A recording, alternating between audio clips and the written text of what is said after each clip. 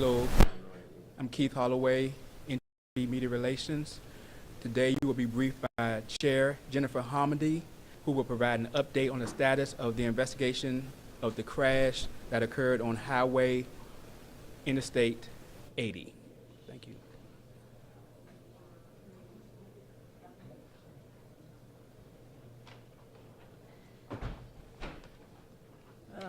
We have member Inman out here.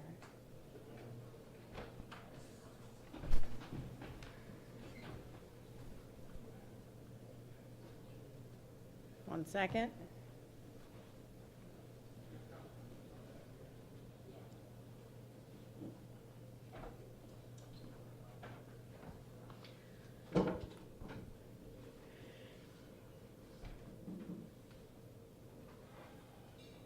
Thank you for joining us. My name is Jennifer Hamady, and I'm chair of the National Transportation Safety Board. With me today is member Todd Inman and our investigator in charge, Kenny Bragg.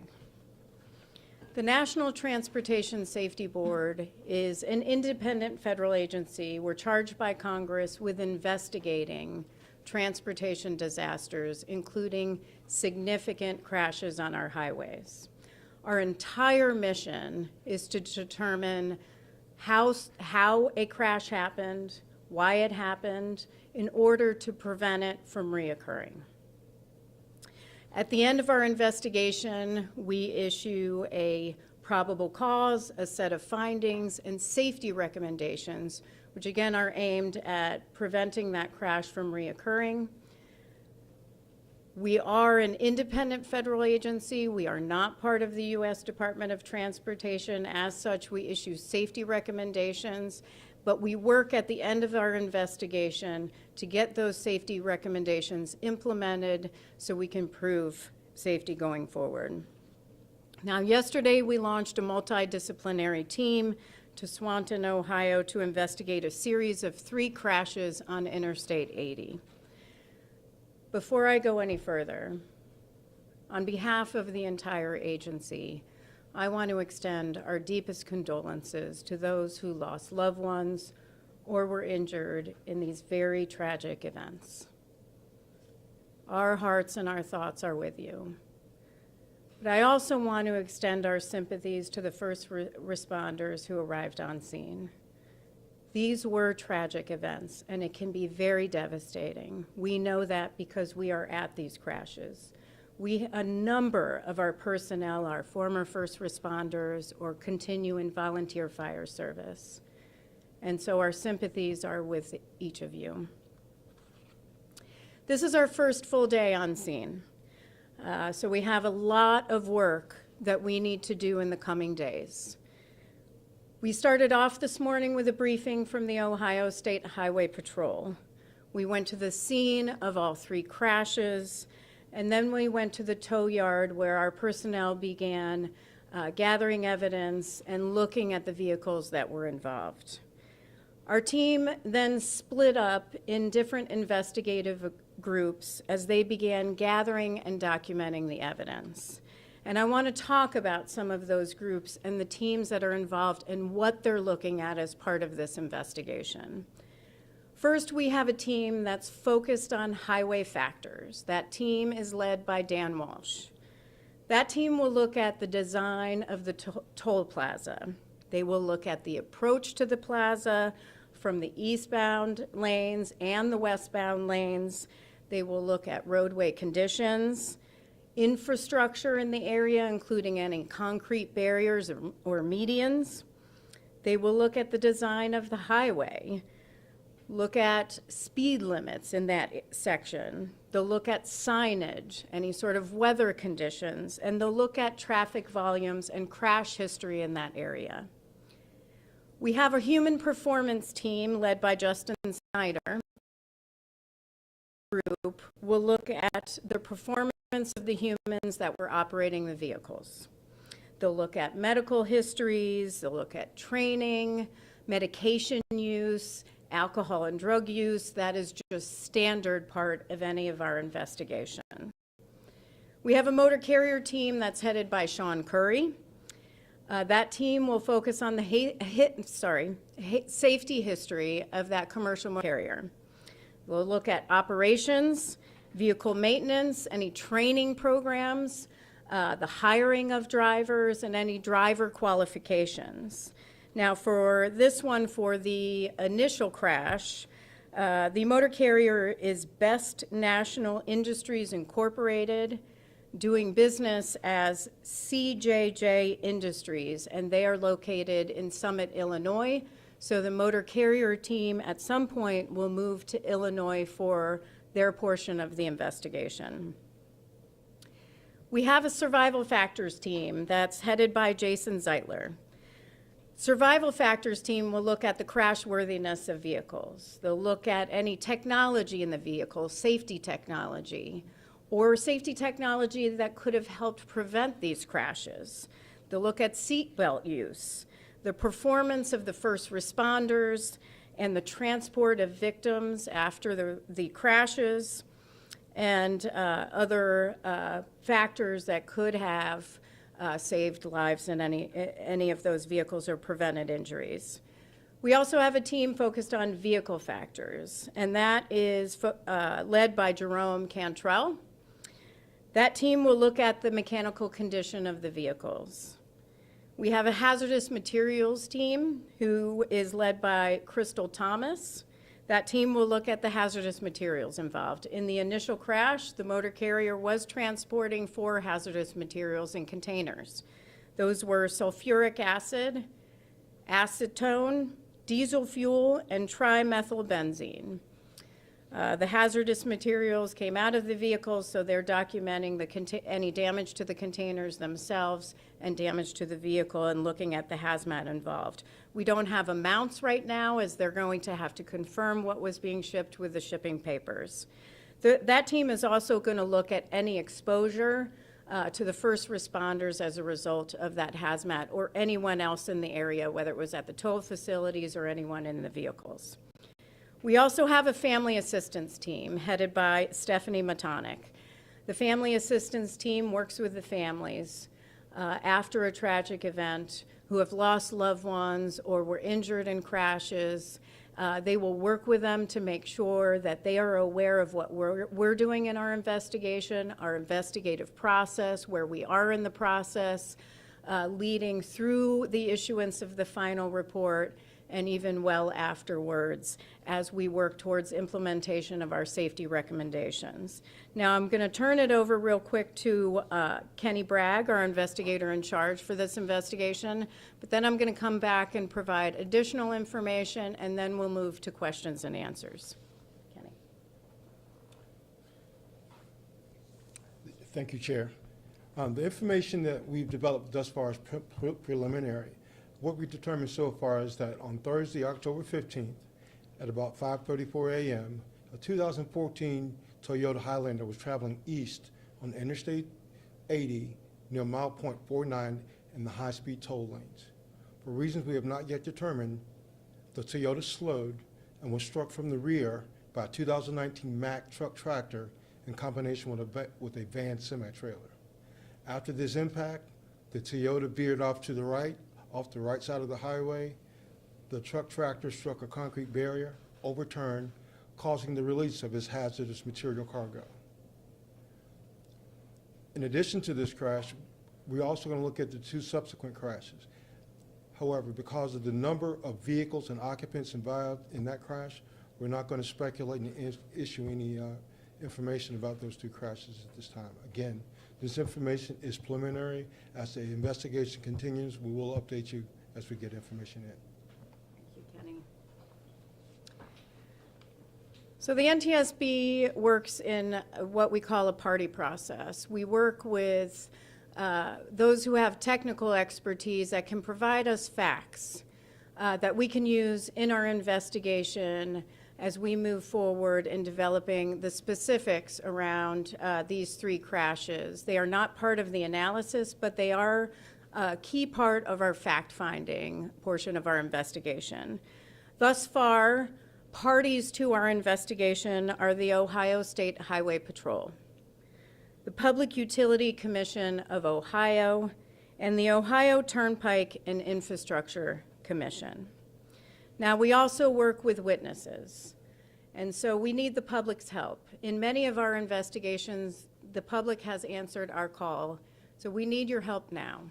If you have video, if you have photos, perhaps you are in a commercial motor vehicle that has an outward-facing camera, if you can provide that information to us, that would be extremely helpful to our investigators. Please contact us, email that information to witness@ntsb.gov. Again, it's witness@ntsb.gov. Now, we will be here 7 to 10 days on scene. Again, our entire goal here is to collect the perishable evidence. But the investigation will continue well beyond the 7 to 10 days, probably up to about 16 months, 12 to 16 months. There's a lot of information that we still have to collect. Again, our focus is on the perishable evidence, but in about 30 days, we will issue a preliminary report that will only provide preliminary factual information. It will not get into analysis, and there will be additional factual information we'll be able to provide down the road. Now, I also, before I go to questions, I want to thank the first responders. And so I'm going to read a list of those who really came out and assisted the victims and did a tremendous job and continues to work on this investigation and assist us in this investigation. The Ohio State Highway Patrol, who is running a parallel investigation to our investigation.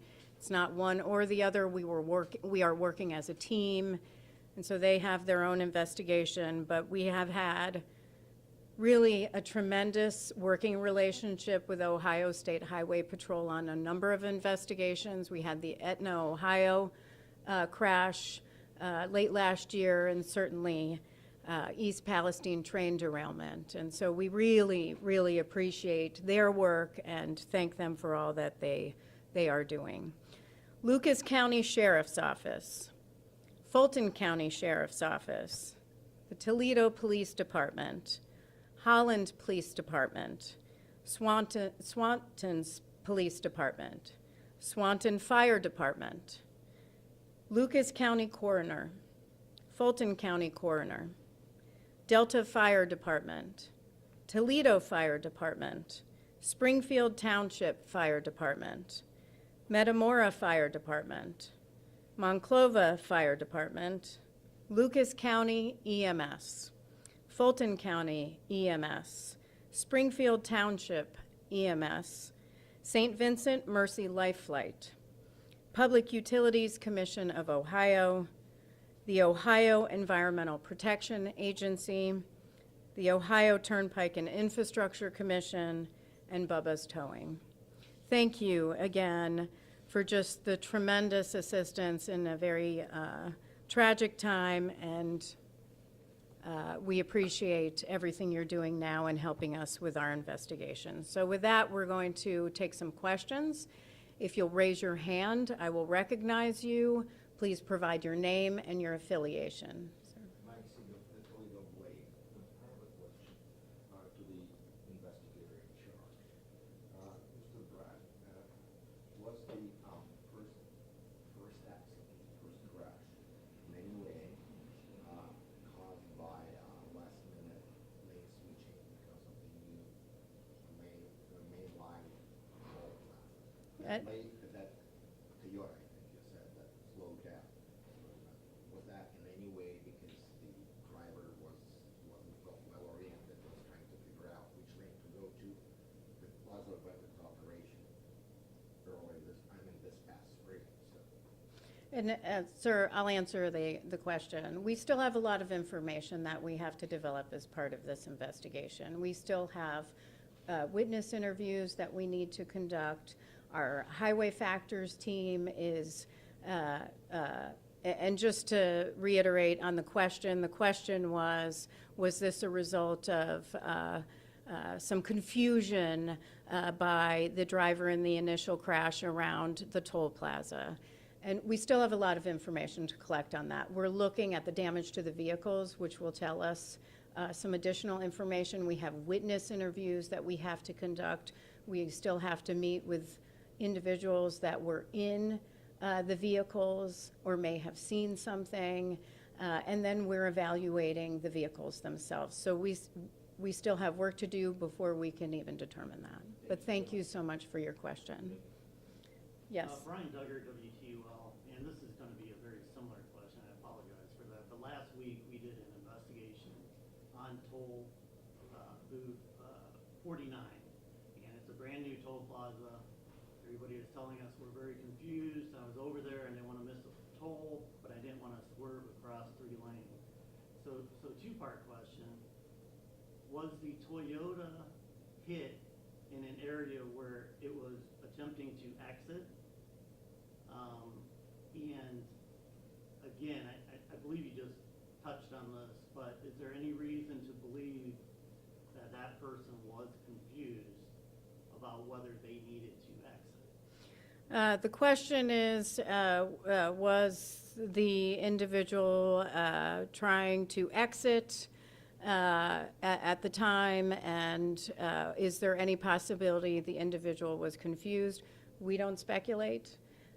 We work with facts. We still have a lot to investigate here. I will tell you the NTSB has a lot of expertise related to investigations around toll facilities.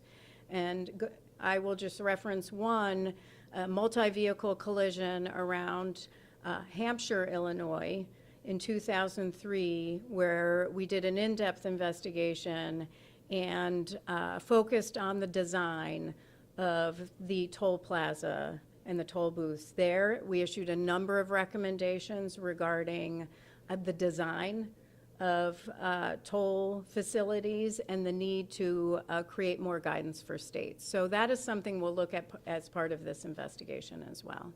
Yes? Melissa Andrews, WTOL. There was an arrest already. It seems like just minutes after that third crash yesterday. We kind of thought that was a quick amount of time to arrest someone on vehicular homicide after this third crash. Can you tell us anything more about the investigation into that crash and why someone was charged so soon after it? The question is, can we tell you more about the third crash in the westbound lanes after the initial crash occurred? We are still gathering information around that crash. There were a number of vehicles involved in the second and third crash, so we want to put a timeline of events for both of those crashes before we are able to release some information. We want to make sure it's absolutely factual, including the number of people who were involved. We hope to have more information on that in the coming days. Yes? Another question. We've had truck drivers reach out to us, people with safety backgrounds, ex-CDL instructors, people who are in charge of safety at their current workplaces. Drivers reach out and say that there is not enough trooper coverage in those areas. One person said that he had called actually to complain within the last few months about a lack of troopers and was told that they had 2 troopers covering 3 shifts over the weekend. Are any of your teams going to be looking at the staffing of the Ohio State Highway Patrol at any given time? If the question is, are we going to look at staffing for Ohio State Highway Patrol? Certainly we'll look at the response. We'll look at the capabilities of responders, including the Ohio State Highway Patrol. If we believe it is something we need additional information or that we find relevant to this investigation, we never hesitate to then look into that further and include that in our investigation. But again, it's first day on scene. We have a lot more information that we have to develop. So we'll be able to provide more information on that at some point. Yes? What can you tell us about the weather conditions at that time, if you know? I mean, we heard that it was pretty foggy. Is there anything you've heard? Yeah, the question is on weather conditions. That's a pretty standard part of our investigation, is we always look at weather conditions. That's something our highway factors team will look at. We've heard mixed information. We've heard there was fog, we heard there wasn't fog, and that it was lifting. It's something that we're going to have to look at more closely, and we have meteorologists that work for the NTSB that can look into that more in depth. Yes. Is it typical for you as the chair to come out to an area after a crash like this, or is there a special reason that you are here? We heard maybe it might have to do with some of the chemicals that could be involved in one of the crashes, especially after the East Palestine disaster. The question is, why is the chair here? Why am I here? Each board member at the NTSB, there's 5 of us, is on rotation. And so I know what weeks I am on duty throughout the rest of the year for going to certain crashes. One thing we try to do is bring our new members into the investigative team so they can begin launching. Member Inman is one of our new members. This is his training launch. So we're here together. Thank you for the question. Yes. Did you have one? No. Okay. Yes.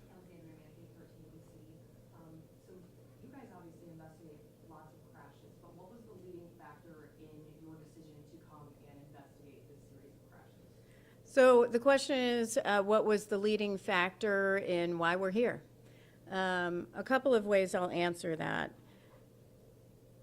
40,000 people, over 40,000 people are dying on our nation's roads. We're in the midst of a public health crisis. In Ohio, over 1,200 people annually are dying on Ohio roads. With this one, when this occurred, we saw some safety issues that we really wanted to look at. Those include traffic incident management around the initial crash.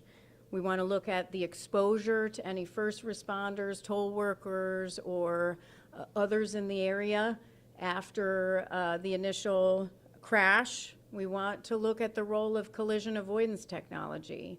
It's something the NTSB has recommended since 1995. Collision avoidance technology, that's safety technology in vehicles that could prevent crashes. We want to see if that could have prevented these 3 crashes. And we're looking at motor carrier issues as well. 2 more questions, please. Just one. Yes. Chief Investigator, can you kindly spell your last name? The question is on Kenny's last name. His last name is spelled, so it's Kenny, and it's Bragg. Sure, and I also, and I'll come over here, I do want to recognize that Congresswoman Marcy Kaptur is here. This is her district. She's been very involved. I talked with her yesterday.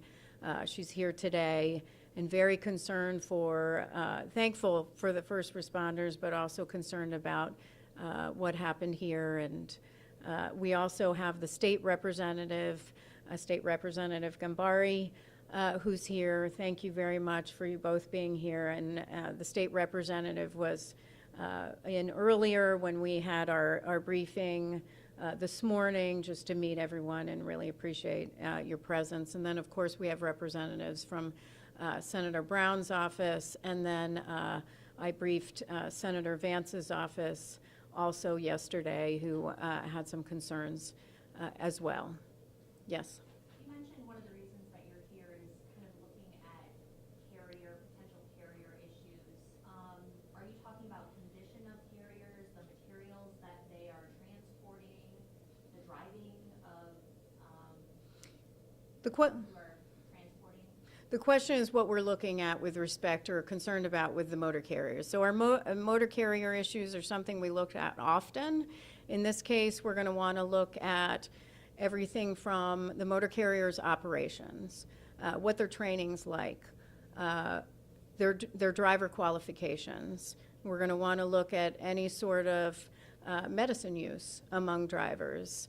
Their hours of operation, was the fatigue involved? This is all standard as part of our investigation, and that's something we're going to want to look at as part of this crash. And our motor carrier team, as I said, will at some point head out to Summit, Illinois to meet with that motor carrier operator. All right, well, with that, thank you very much for joining us, and for further updates, please monitor our social media or ntsb.gov, and thank you for attending.